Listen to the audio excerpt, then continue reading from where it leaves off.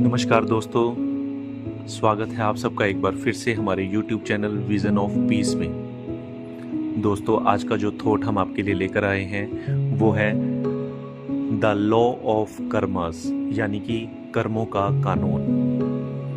दोस्तों, जिस दिन से हमने होश संभाला है उसी दिन से अपने बड़ों से और इस समाज से हमने ये जरूर सुना है कि जो जैसा करेगा वैसा भरेगा, यानी कि जो जैसे कर्म करेगा उसे वैसा ही फल मिलेगा। तो आखिर क्या है ये द लॉ ऑफ कर्मास? क्या है ये कर्म बंधन? किसने बनाया और क्यों बनाया?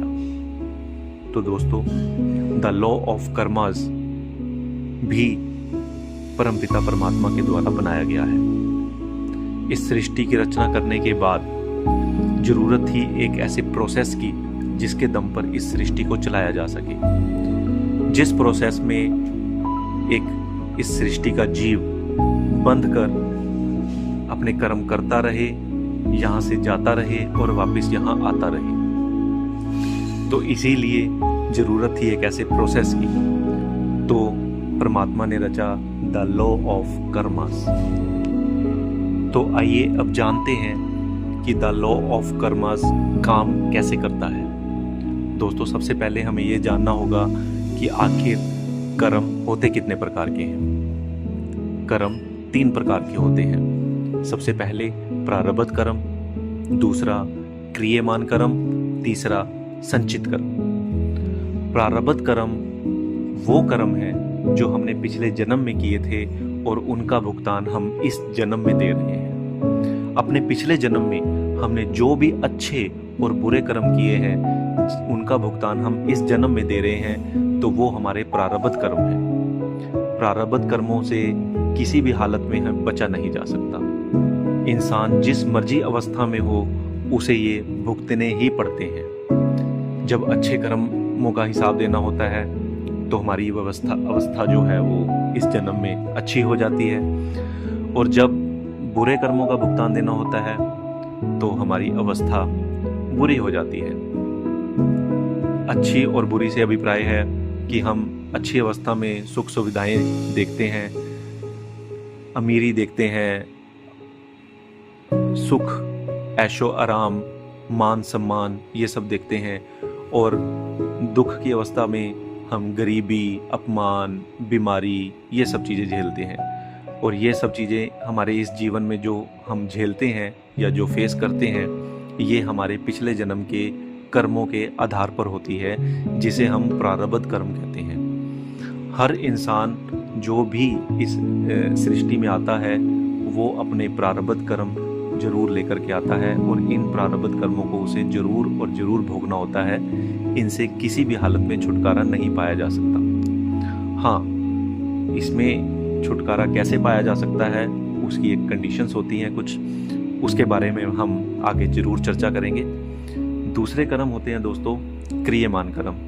क्रियमान कर्म वो कर्म है जो इस जन्म में हम नए कर्म कर रहे हैं, यानी कि जो हम नए कर्म बना रहे हैं। डेली बेसिस पे हम बहुत सारे कर्म करते हैं जो हमारे आगे आने वाले जन्मों में या आगे आने वाले हमारी जोनियों में हमें भुगतान करने होंगे।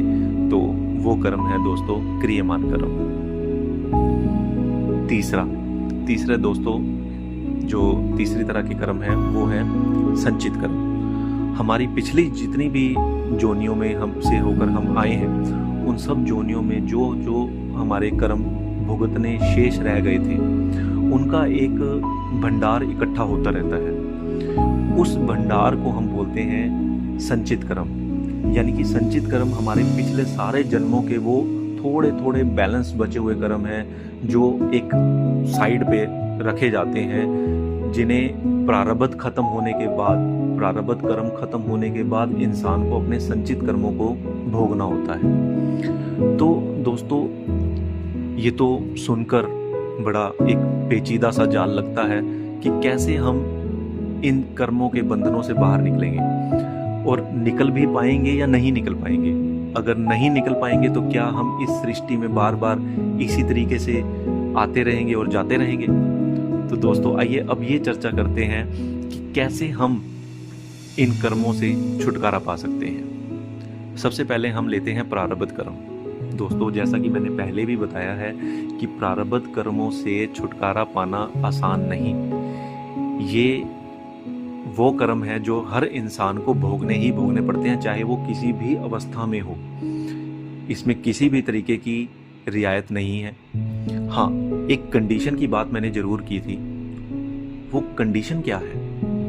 क्या उस कंडीशन के चलते हम प्रारब्ध कर्मों से बच सकते हैं? तो दोस्तों, अब मैं आपको वो इम्पोर्टेंट कंडीशन बताने जा रहा हूँ। देखिए, वो कंडीशन ये है कि यदि अपने इस जन्म में हम किसी पूर्ण गुरु की शरण में चले जाते हैं और वो पूर्ण गुरु भी हमें एज ए डिसाइपल और एज ए शिष्य हमें स्वीकार कर लेता है, हमें एक्सेप्ट कर लेता है, तो उस गुरु के पास ताकत है कि वो हमारे प्रारब्ध कर्मों को कुछ हद तक कम कर देते हैं। देखिए, प्रारब्ध कर्मों को गुरु भी खत्म नहीं करते हैं, क्योंकि इन कर्मों को भुगतान किए बिना हम अपने कार्मिक बंधनों से रिलीज नहीं हो सकते। इसीलिए इनका भुगतान करने में ही हमारी भलाई है। हाँ, पर गुरु के पास ये ताकत जरूर है कि इन कर्मों से हमारे जीवन में होने वाले प्रभाव को वो काफी हद तक कम कर सकते हैं। यानी कि अगर हमारे प्रारब्ध कर्मों के प्रभाव से हमें 100% कोई दुख झेलना है, तो गुरु के पास वो ताकत है कि वो इस 100% को 20% या फिर 15% तक ला करके हमारा इन कर्मों का भुगतान करवा सकते हैं। लेकिन ये शर्त है कि वो पूर्ण गुरु हो, हम उसे एज ए गुरु धारण करें और वो एज ए डिसाइपल हमें एक्सेप्ट करे और हम उसके बताए हुए रास्ते पर, उसके बताए हुए मार्ग पर चलना शुरू करें। दोस्तों, इस तरीके से हम अपने प्रारब्ध कर्मों को खत्म तो नहीं कर सकते बिल्कुल, लेकिन हाँ, काफी हद तक हम उसमें अपने गुरु की कृपा से छूट जरूर पा सकते हैं। अब अगले जो कर्म है वो है क्रियमान कर्म, यानी कि वो कर्म जो हम इस जन्म में नए कर्म कर रहे हैं। दोस्तों, क्रियमान कर्मों से कैसे बचा जाए? क्योंकि इसका भुगतान तो हमने आगे आने वाले जन्मों में करना है, तो क्यों ना आज ही से हम इन कर्मों को मैनेज करना शुरू करें। तो दोस्तों, जब परमात्मा ने इस सृष्टि को बनाया, उसने इस सृष्टि में 84 लाख जोनियां बनाई। इन 84 लाख जोनियों में उसने सबसे उत्तम जोनी जो बनाई, या जिसे हम टॉप ऑफ द क्रिएशन कहते हैं, वो है मनुष्य जोनी। क्यों है मनुष्य जोनी top of the creation? Because इस जोनी में हम नए कर्म भी कर पाते हैं। ये जो है कर्म जोनी है, इसमें हम पुराने कर्मों का भुगतान करने के साथ साथ नए कर्म भी करते हैं। और दूसरी जो जोनियां हैं वो सिर्फ और सिर्फ भोग जोनियां हैं, उसमें हमें कर्म करने की इजाज़त नहीं है, सिर्फ और सिर्फ पुराने कर्मों को भोगने की ही इजाज़त है। अब जब इंसानी जोनी में नए कर्म करने की भी हमें आज़ादी दी गई है, तो इसी के साथ परमात्मा ने हमें एक और ताकत बख्शी है। वो ताकत का नाम है दोस्तों विवेक की ताकत। इस विवेक की ताकत के दम पर ही इंसान जो है इसका सही प्रयोग करके भगवान भी बन सकता है। और इसी विवेक का सही तरीके से अगर वो इस्तेमाल नहीं करता या अपनी बुद्धि का, अपने ज्ञान का दुरुपयोग करके, वो शैतान भी बन सकता है। दोस्तों, विवेक की ताकत ही वो ताकत है जो हमें सही गलत और अच्छे और बुरे में, अपने हित के बारे में और दूसरों के हित के बारे में सोचने और समझने की शक्ति देती है। इसी के दम पर हम ये पता लगा सकते हैं, हम ये सोच सकते हैं कि क्या हमारे लिए सही है और क्या हमारे लिए गलत है, जबकि दूसरी जोनियों में ये ताकत नहीं है, या अगर है तो बिल्कुल ना के बराबर है।